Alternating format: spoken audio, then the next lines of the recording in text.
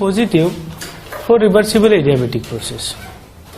तो मुझे क्या प्रूव करना है कि delta S total this is equal to delta S system plus delta S surrounding and the sum of system and surrounding entropy change must be equal to 0। ये मुझे prove करना है, ठीक है ना।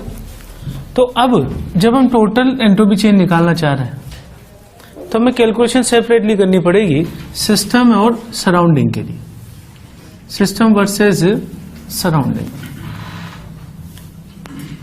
अब एक्चुअली एडियाबेटिक प्रोसेस हम किसको बोलते हैं कि there is no heat transfer between system and surrounding,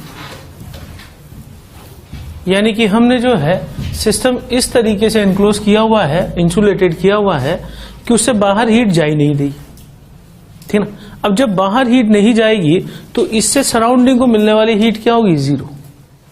और सराउंडिंग को मिलने वाली हीट 0 है तो Q सराउंडिंग अगर 0 है इसका मतलब डेल्टा एस सराउंडिंग हमने क्या लिखा था formula, is equal to Q surrounding upon T surrounding. और ये चीज 0 है, इसका मतलब इसका वैल्यू क्या होगा, 0।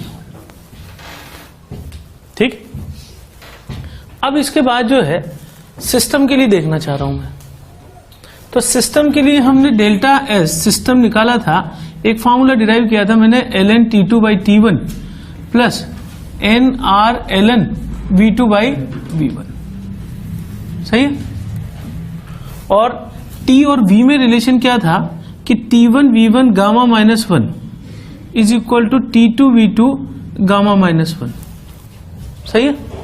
तो मैं V2 या T2 अपॉन T1 की जगह क्या लिख सकता हूं, is equal to V1 upon V2 और यहां क्या आ जाएगा गामा -1। अगर मैं इसे उठाकर यहां रख दूं इस रिलेशन में तो मेरे पास रिलेशन क्या आएगा, मेरे पास रिलेशन आएगा NCV ln V1/V2 यहां से gamma -1 plus nR ln V2 upon यहां से जो पावर में है गामा -1 इसको मैं आगे ले आऊं तो ये चीज क्या हो जाएगी, NCV यहां से gamma -1 ln V1/V2 plus nR ln V2 upon V1। अब गामा की जगह मैं क्या लिख सकता हूं, इस वाली टर्म की जगह इधर लिख रहा हूं मैं इसे कि CV into gamma -1, CV gamma की जगह क्या लिख दूं, CP अपॉन CV -1।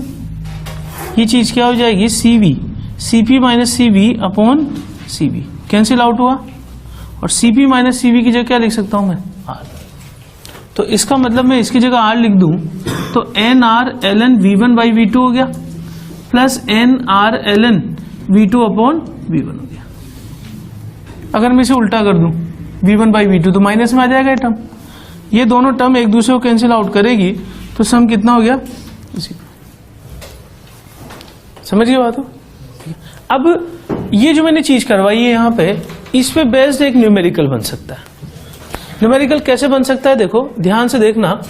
जैसे मुझे एग्जाम में दे दिया कि 1 mole helium is expanded from 1 litre to 8 litre from initial temperature of 300 kelvin. और हमें जो है यहां से ये चीज पूछ ले, initial temperature of 300 Kelvin expanded 1 litre to 8 litre adiabatically and reversibly.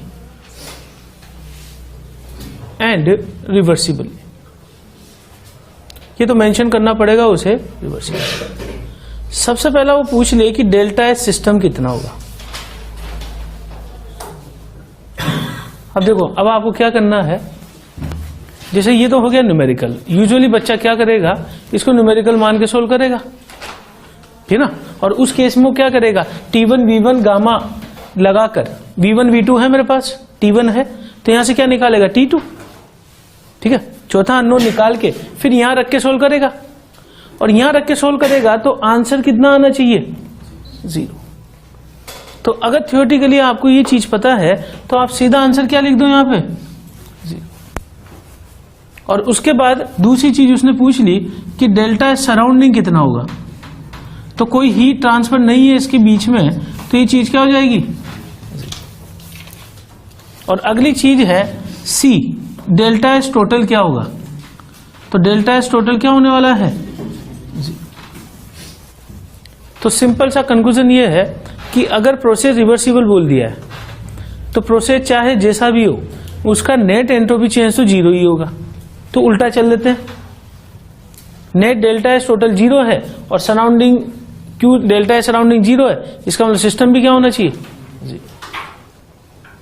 समझिए बात। तो इस पे बेस्ड क्वेश्चन इस तरीके से बनाया जा सकता है, ठीक ना। अब मैं यहां पे क्या चेंज कर दूंगा कि मैं प्रोसेस को इरिवर्सिबल कर दूंगा, ठीक ना। तो फिर उस केस में क्या होगा, इरिवर्सिबल में डेल्टा एस टोटल पॉजिटिव होगा। मैंने 2 कंडीशन लिखाई है, डेल्टा एस टोटल 0 होगा तो रिवर्सिबल, और पॉजिटिव होगा जैसा यूनिवर्स में होता है तो नेट वो क्या होगा, इरिवर्सिबल। तो उस केस में न्यूमेरिकल अगर दे दिया तो ये पॉजिटिव आएगा, ये 0 आएगा, और ये चीज क्या आएगी, पॉजिटिव, क्योंकि दोनों का सम क्या है। लेकिन तब मुझे सोल्व करना पड़ेगा, ठीक है ना। तो देखते हैं अपन कैसे। लास्ट वाले में जो है वो 0 करना है, यहाँ पे करेक्शन है ना, गलती से पॉजिटिव लिखा हुआ था। कि प्रूव तो हम क्या कर रहे हैं, delta S system plus delta S surrounding 0 for reversible process, ठीक है ना। तो लास्ट वाले एग्जांपल में पॉजिटिव लिखा हुआ है तो उसे 0 करना है यहाँ पे, ठीक है ना। तो मैं 0 प्रूव कर रहा हूं जैसा कि लिखा। अब सेकंड केस हम ले रहे हैं कि मैं रिवर्सिबल की बजाय क्या कर दूं, इरिवर्सिबल प्रोसेस। और इस केस में ये चीज क्या आनी चाहिए कि it is positive for irreversible process. अब आप ये देखो कि ये दोनों का सम मुझे क्या प्रूव करना है, ये सम प्रूव करना है मुझे पॉजिटिव। अब मैं पॉजिटिव कैसे प्रूव करूंगा ये बता रहा हूं।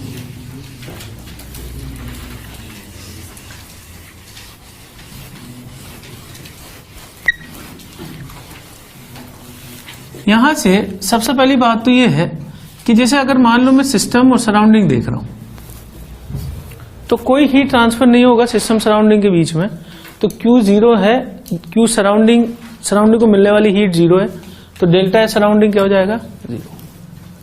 अब मैं सिस्टम के लिए देख रहा हूं तो फॉर रिवर्सिबल, अगर रिवर्सिबल प्रोसेस होता तो मैंने डेल्टा एस लिखा था अभी NCV/ln T2/T1 plus NR/ln V2/, ठीक है। ये प्रोसेस मान लो मैं A से B तक करा रहा हूं, A से B तक, V1 से V2 तक एक्सपेंशन मैंने कराया रिवर्सिबल। अगर मैं सेम प्रोसेस को इरिवर्सिबल तरीके से कराऊं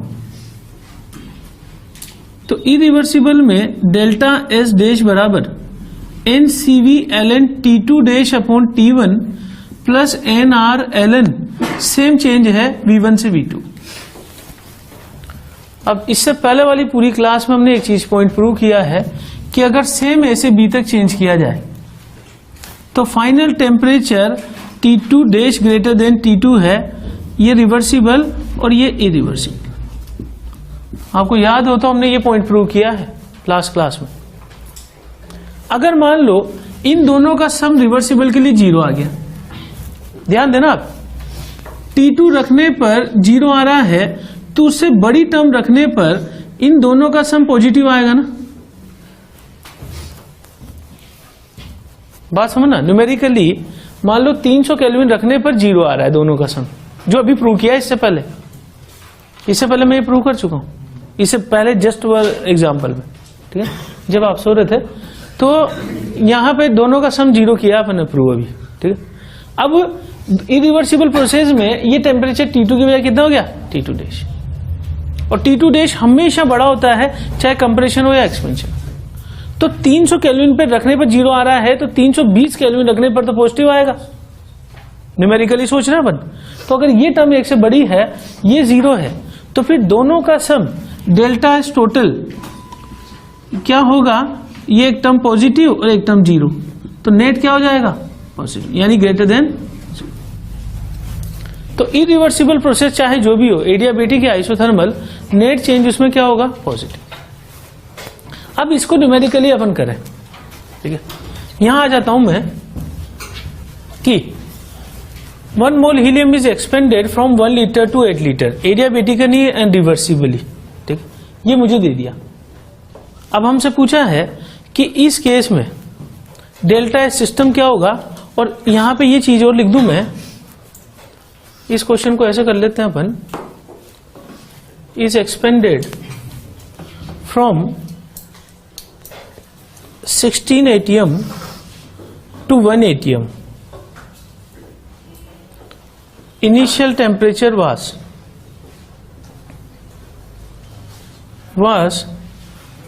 ये एडियाबेटिकली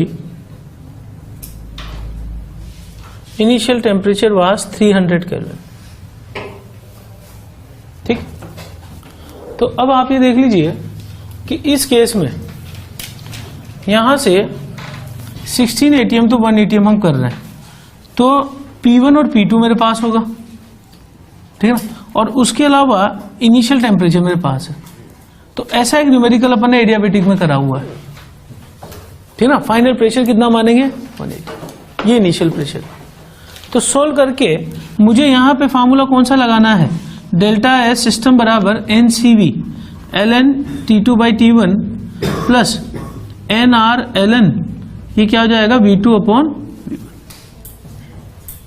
ठीक है। पर मैं यहाँ PV गामा नहीं लगा सकता हूं, है ना। तो चाहो तो अगर मान लो हो सकता है इसको मैं थोड़ा सा चेंज कर दूं, expanded from 1 litre to 16 litre कर देता हूं, तो मेरे पास क्या आ जाएगा, V1 V2 आ जाएगा। T1 मेरे पास है, T2 निकालना है, लेकिन T2 निकालने का एक स्पेशल तरीका अपन ने देखा था इरिवर्सिबल में। वो कौन सा तरीका था कि W is equal to delta E रखकर सोल्व कर रहे थे, W माइनस P एक्सटर्नल, ये V2 minus V1 is equal to NCV ln T2 upon T2 minus, sorry ln नहीं आएगा, NCV T2 माइनस T। तो मैंने एक न्यूमेरिकल करा दिया है एडियाबेटिक वाले में, जहां हमने इस इक्वेशन की हेल्प से ये चौथा अननोन निकाला था T2, ठीक है। तो चौथा अननोन T2 आ जाएगा, तो मैं डेल्टा एस सिस्टम निकाल लूंगा। ये मैं किसके लिए कैलकुलेट कर रहा हूं, सिस्टम। और दूसरा प्रोसेस जो है B, डेल्टा एस सराउंडिंग अगर निकालना है तो वो तो सीधा जीरो लिख दूं, नो हीट ट्रांसफर। और डेल्टा एस टोटल निकालना हो तो फिर इसको क्या कर दूं, delta S system plus delta S surrounding, ठीक है। तो इस तरीके से अपन डेल्टा एस टोटल निकाल सकते हैं अगर न्यूमेरिकल आता है तो। नोट कर लीजिएगा, prove that total entropy change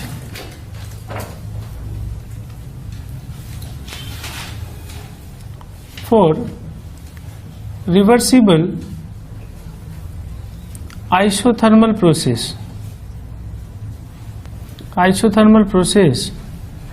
is 0।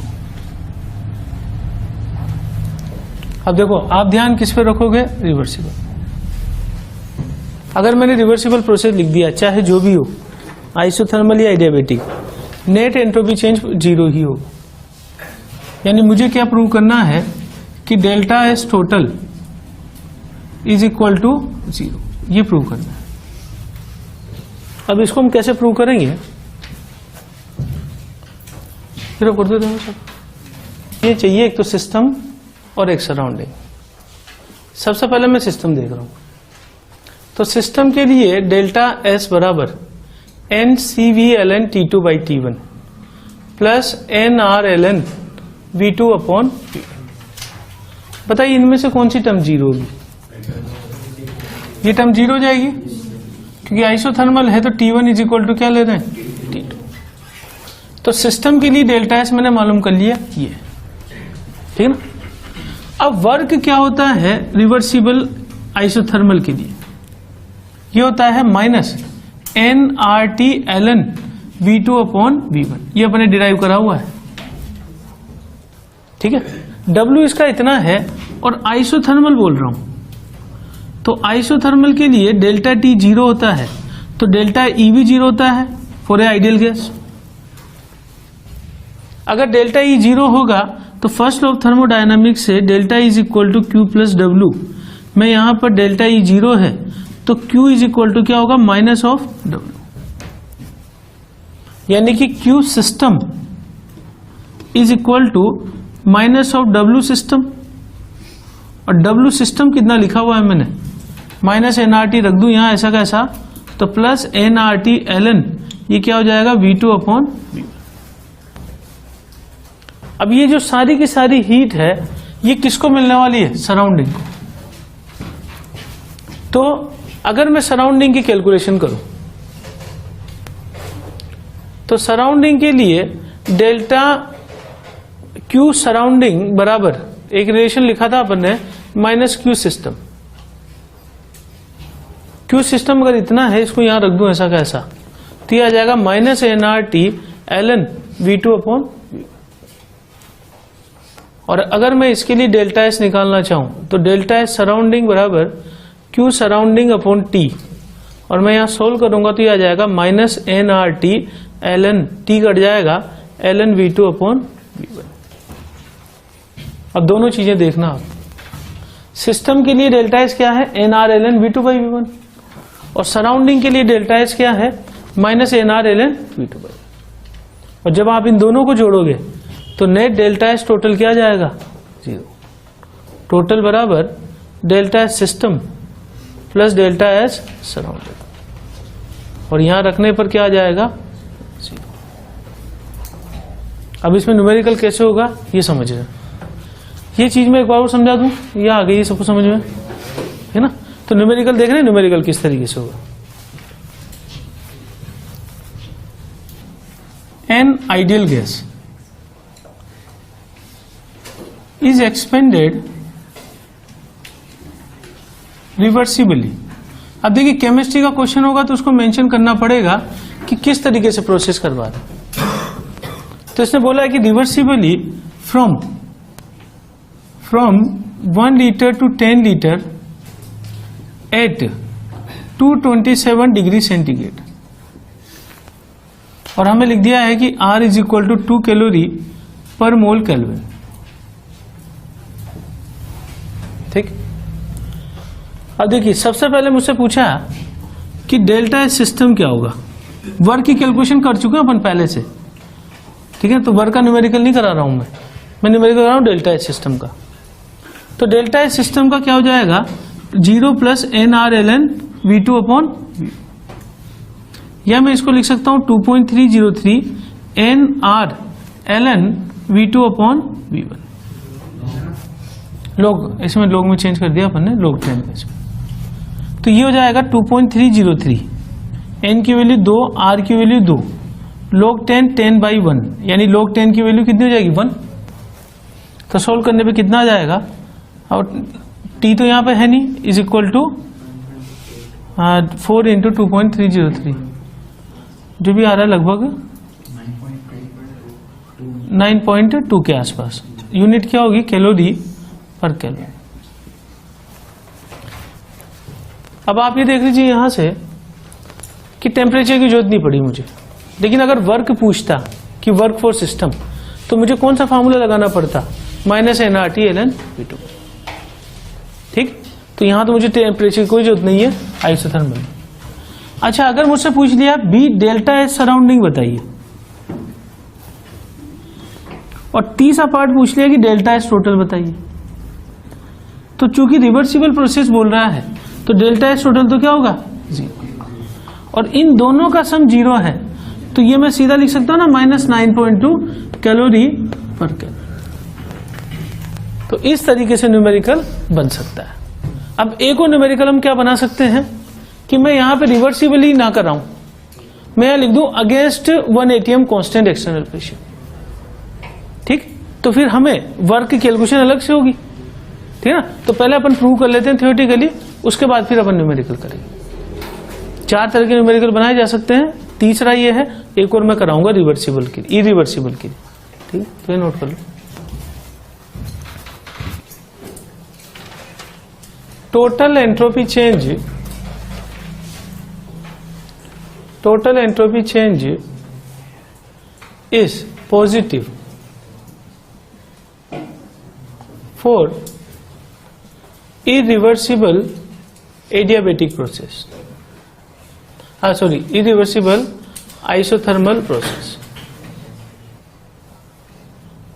अब यहां पे ये चीज समझ लो कि टोटल एंट्रोपी चेंज पूछेगा, चाहे आइसोथर्मल हो या एडियाबेटिक हो। अपने पास दो ही केस है, रिवर्सिबल होगा तो डेल्टा एस टोटल 0 और इरिवर्सिबल होगा तो डेल्टा एस टोटल पॉजिटिव, ठीक है ना। दो ही पॉइंट है, चाहे कोई भी प्रोसेस हो, ठीक है।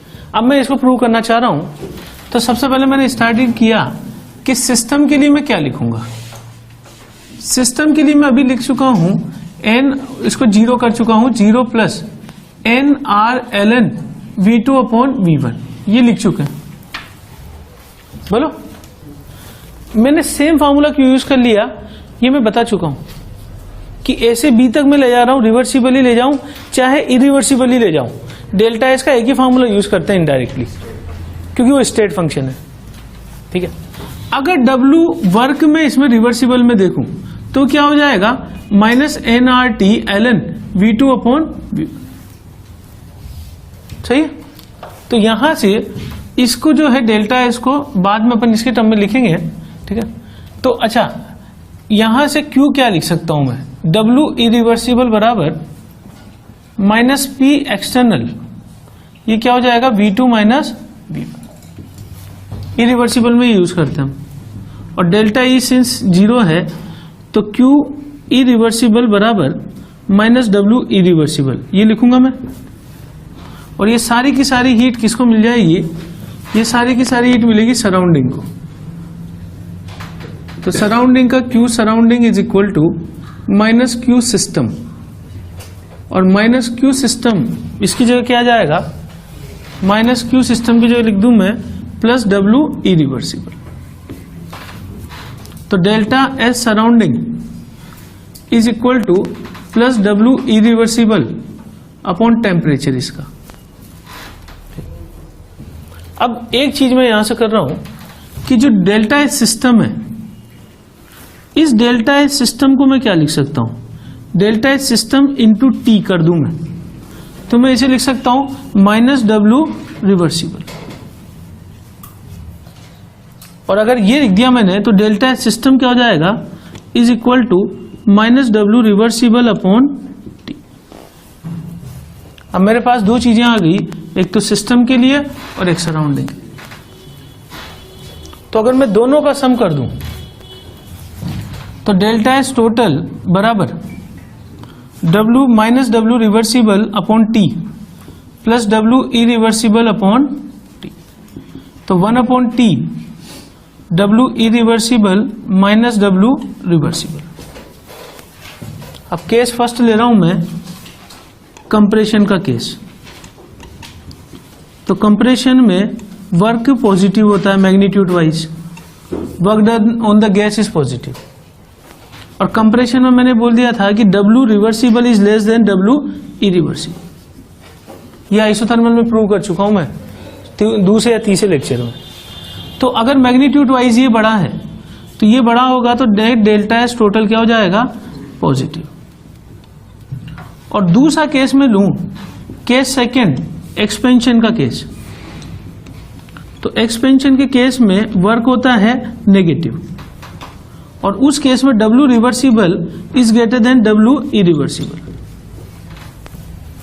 अगर नेगेटिव वैल्यू में ये ज्यादा होगा, ठीक है ना, मतलब जैसे ये माइनस ज्यादा कौन सा है, W reversible with negative sign, ये माइनस 60 मान लिया और ये माइनस 50 मान लिया, तो मैं यहां रखूंगा तो नेट क्या आएगा, पॉजिटिव। तो चाहे कंप्रेशन लो चाहे एक्सपेंशन लो, डेल्टा एस टोटल दोनों ही केस में क्या आने वाला है, पॉजिटिव। एक बार वो समझ लो हम क्या कर रहे हैं। Prove that total entropy change is positive for irreversible isothermal process. System माना मैंने तो एक ही फॉर्मूला यूज करूंगा, चाहे रिवर्सिबल हो या इरिवर्सिबल। अगर ये प्रोसेस रिवर्सिबल होता तो इसका वर्क होता W रिवर्सिबल बराबर -nRT ln V2/V1। इसका मतलब अगर मैं इससे मल्टीप्लाई कर दूं, इसे डेल्टा एस टोटल को सिस्टम को T से मल्टीप्लाई कर दूं, इसको T से मल्टीप्लाई कर दूं तो ये चीज आ जाएगी ना माइनस में। तो इसलिए मैंने ये रिलेशन लिख दिया कि delta S system into T is equal to -W reversible. या फिर उल्टा सोच लो ऐसे कि T से डिवाइड कर दूं इस चीज को तो माइनस में इसके बराबर होगा। तो मैंने डेल्टा एस सिस्टम क्या लिखा है, -W रिवर्सिबल बाई T। अब आप ये देखो कि वर्क इरिवर्सिबल का वास्तव में क्या होता है, -P external V2 -V1। Delta E 0 है तो Q इरिवर्सिबल बराबर -W इरिवर्सिबल। तो Q इरिवर्सिबल मुझे पता लग गया कितना होगा, -W इरिवर्सिबल। ये सारी हीट किसको जाएगी, सराउंडिंग। तो साइन क्या हो जाएगा, -Q system plus W irreversible, और डेल्टा एस सराउंडिंग बराबर W इरिवर्सिबल अपॉन T करा। तो दोनों की टर्म मेरे पास है, दोनों को जोड़ा तो रिलेशन आ गया। अब इस रिलेशन में पहला केस मान लिया कंप्रेशन है, कंप्रेशन में work done on the gas positive है, और ज्यादा वर्क किसका होता है, इरिवर्सिबल का। तो अगर ये ज्यादा है मैग्नीट्यूड में इससे तो नेट क्या आ जाएगा, पॉजिटिव। और एक्सपेंशन के केस में उल्टा होता है, ये बड़ा होता है लेकिन विद नेगेटिव साइन, क्योंकि वर्क नेगेटिव होगा एक्सपेंशन में।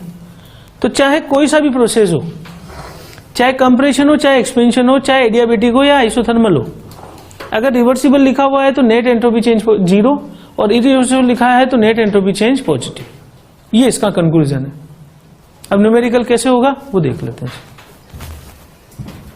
When ideal gas is expanded, मैं रिवर्सिबली वर्ड हटा रहा हूं और इसकी जगह लिख रहा हूं against constant 1 atm pressure, 1 atm external pressure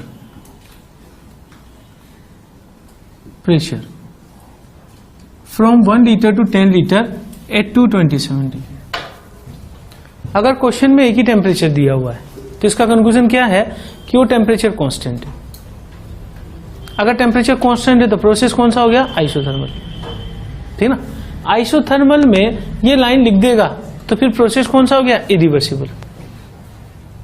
समझ बात हो, रिवर्सिबल अगर होगा तो उसे लिखना पड़ेगा, लेकिन इरिवर्सिबल होगा तो सिर्फ ही लिख दे कि अगेंस्ट कांस्टेंट एक्सटर्नल प्रेशर, तो एक झटके में हो जाएगा वो, ठीक ना। ये हम शुरू के लेक्चर में पढ़ चुके हैं। अब इसमें मुझे क्या कैलकुलेट करना है, सबसे पहला पार्ट कि डेल्टा एस सिस्टम कैलकुलेट कीजिए, एंट्रोपी चेंज फॉर सिस्टम। तो वहां से फार्मूले से 0 + nR ln V2/V1। n मोल कितने लिए, 2, R की वैल्यू 2, ये ln V2/V1 कितना हो गया, 10। इसको मैं लॉग में चेंज कर दूं तो 2.303 इंटू 2 इंटू 2, ठीक है ना, बराबर कितना हो गया, ये 9.2 कैलोरी पर केल्विन। कैलोरी पर केल्विन यूनिट क्यों लिख रहा हूं, क्योंकि डेल्टा एस हमने लिखा था Q/T, क्योंकि यूनिट कैलोरी और नीचे टेम्परेचर केल्विन लिख दो, ठीक। चलो, तो ये आप देख सकते हो पिछले क्वेश्चन और इस क्वेश्चन में ये वैल्यू तो सेम आ रही है।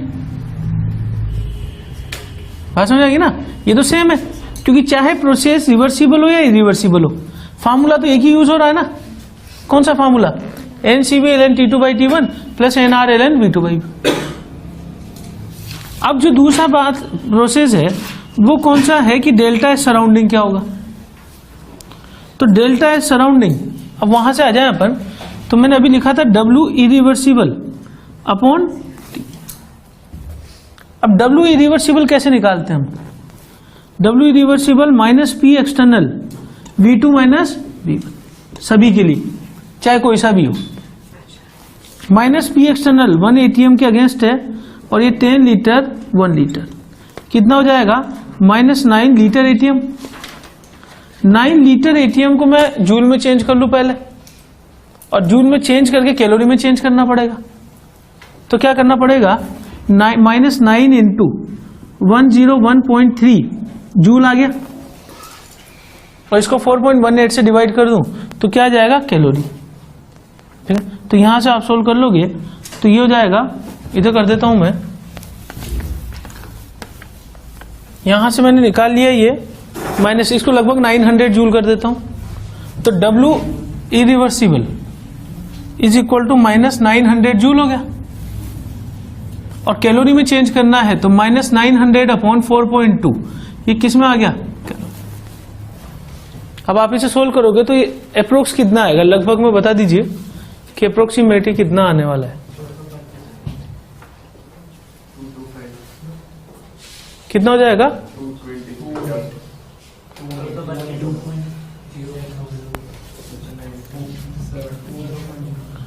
यहां पे एक जो है मुझे थोड़ा सा एक मिस्टेक लग रही है। अच्छा ठीक है, कितना आया ये? -218। ठीक, अब मुझे Q सराउंडिंग निकालना है, तो delta H surrounding is equal to W irreversible upon T है, यानी कि -218 अपॉन नीचे कितना टेम्परेचर आएगा 500, डिवाइड करोगे लगभग कितना आ जाएगा ये?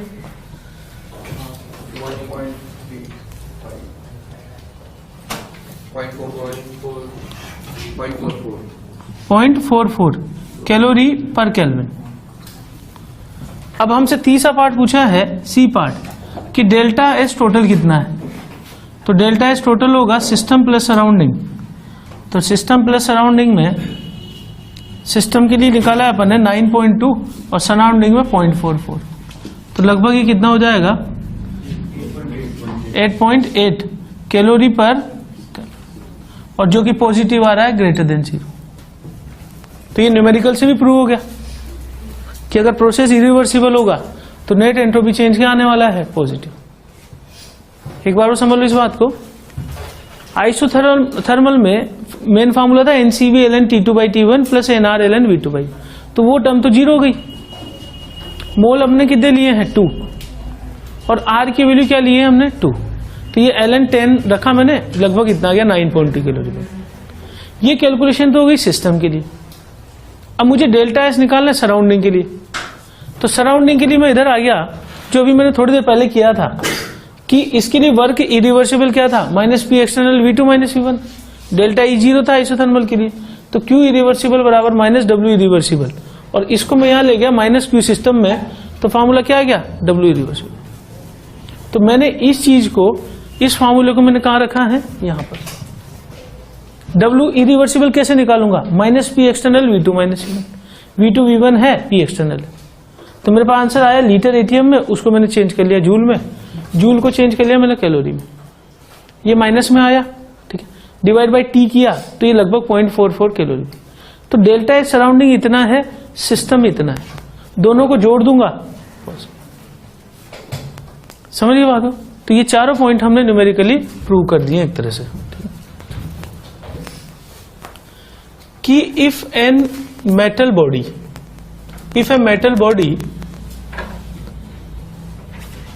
is heated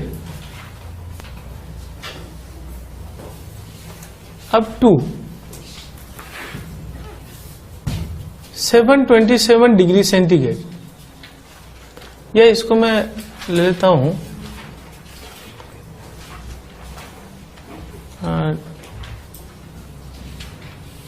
327 degree centigrade, and it is placed in atmosphere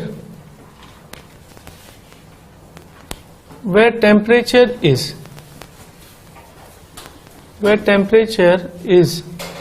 27 degree centigrade. Prove that cooling is spontaneous.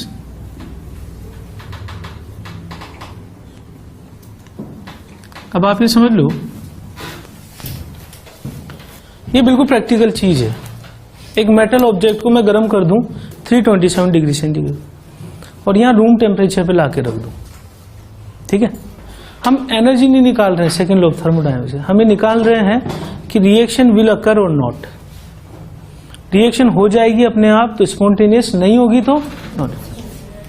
अब आपको क्या लगता है, मेटल ऑब्जेक्ट को रखेंगे अपन रूम टेम्परेचर पे तो अपने आप ठंडा होना चालू कर देगा? और ठंडा होगा तो कहां तक ठंडा होगा? रूम टेम्परेचर तक आएगा, फाइनल टेम्परेचर।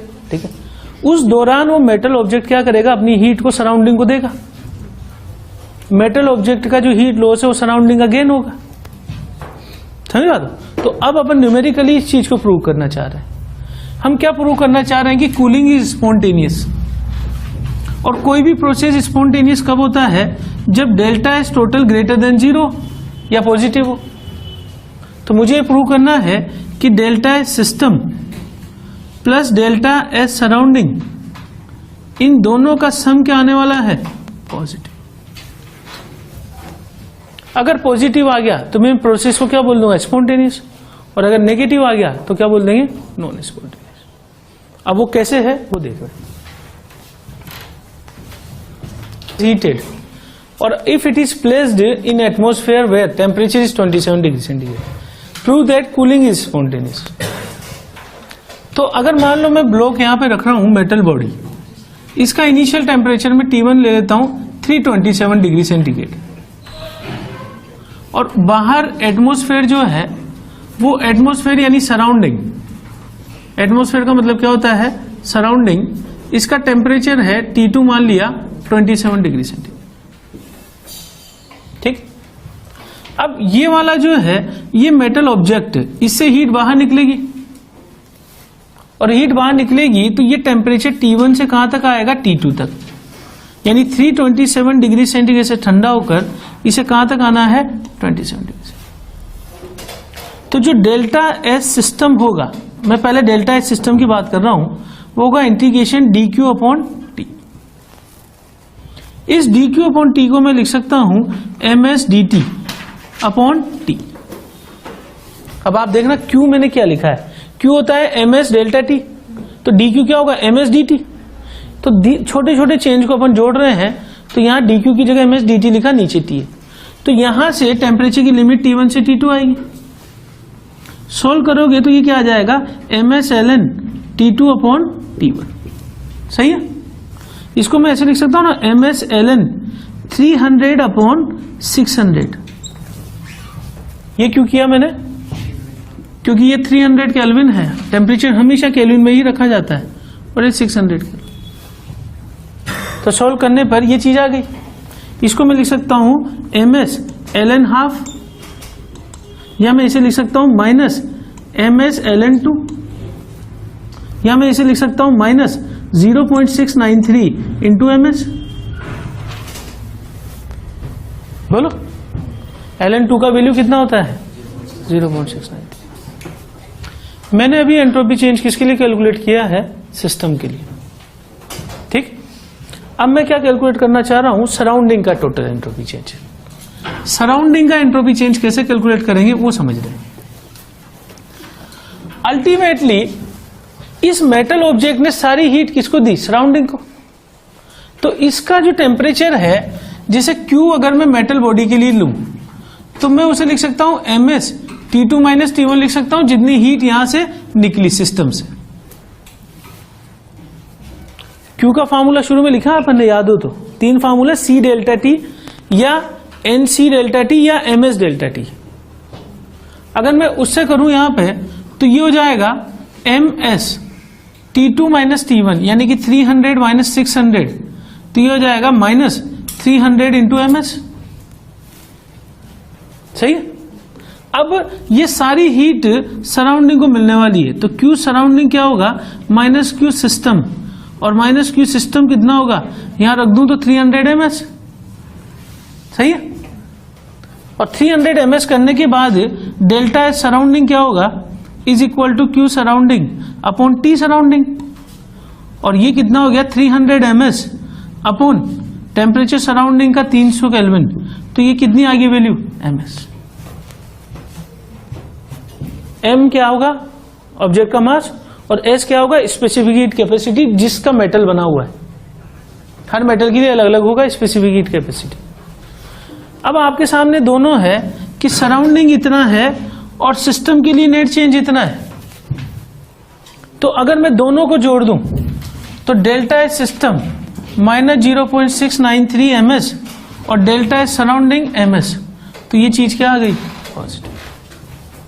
और पॉजिटिव आने का मतलब क्या हो गया कि प्रोसेस स्पॉन्टेनियस, यानी कूलिंग इज स्पॉन्टेनियस, यानी प्रोजेक्ट ये जो है ऑब्जेक्ट ये अपने आप धीरे धीरे ठंडा होता जाएगा और किस टेम्परेचर की तरफ बढ़ता जाएगा।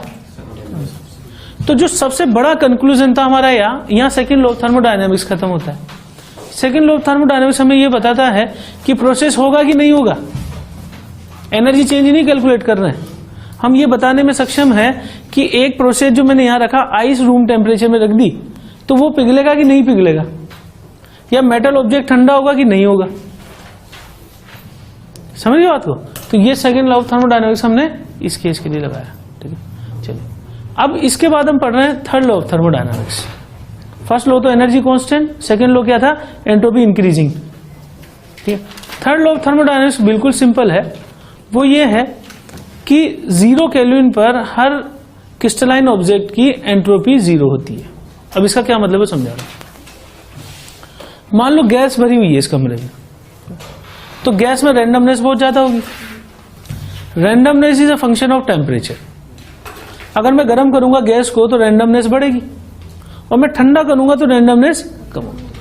अब मैं इस कमरे में गैस का टेम्परेचर कम करता जाऊं, गैस से पहले बदलेगा लिक्विड, लिक्विड से बाद में बदलेगा सॉलिड। मैं टेम्परेचर को कम करता जा रहा हूं, डिसऑर्डर कम होता जा रहा है, एंट्रोपी कम होती जा रही है। ठीक है ना। अब मैं टेम्परेचर को मिनिमम कहां तक कर सकता हूं, 0 केल्विन। 0 केल्विन भी वास्तव में अटेनेबल नहीं है, 0 केल्विन भी possible theoretical temperature, lowest possible theoretical. 0 kelvin भी लाना इम्पॉसिबल है। क्यों? क्योंकि 0 केल्विन पर किसी भी ऑब्जेक्ट का वॉल्यूम 0 हो जाएगा चार्ल्स लॉ से, V is equal to KT। अगर आपने टेम्परेचर 0 केल्विन रखा तो वॉल्यूम भी 0 होना चाहिए, ऐसा तो पॉसिबल है ही नहीं। ठीक है, तो हमें कहते हैं कि माइनस केल्विन में तो जा ही नहीं सकता, लेकिन टेम्परेचर हम नीचे कम करते आ रहे हैं तो थ्योरेटिकली 0 केल्विन तक ला सकते हैं। इसका मतलब कंपाउंड जो है एंट्रोपी कम होती जाएगी और फिर वहां पर पहुंचने के बाद एंट्रोपी क्या मान लेते हैं, 0। 0 केल्विन पर एंट्रोपी की वैल्यू क्या मान ली, 0। लेकिन किसके लिए, परफेक्ट क्रिस्टल के लिए। सॉलिड स्टेट में पढ़ा है अपन ने क्रिस्टल और अमोर्फस। क्रिस्टल का मतलब है परफेक्टली जमे हुए ऑर्डर में, और अगर नॉन क्रिस्टलाइन होगा, अमोर्फस होगा, तो उसमें तो पहले से रैंडमनेस होगी ना, तो 0 केल्विन पे भी वो टोटल एंट्रोपी 0 नहीं हो सकती। तो 3 वर्ड हैं इसमें, न्यूमेरिकल बनते नहीं है, कभी पूछा नहीं गया है, पर 3 वर्ड ध्यान रखने इसमें। एक तो perfect crystalline, 0 kelvin temperature and entropy is 0। यही थर्ड लॉ ऑफ थर्मोडायनामिक्स है। लिख देता हूं मैं।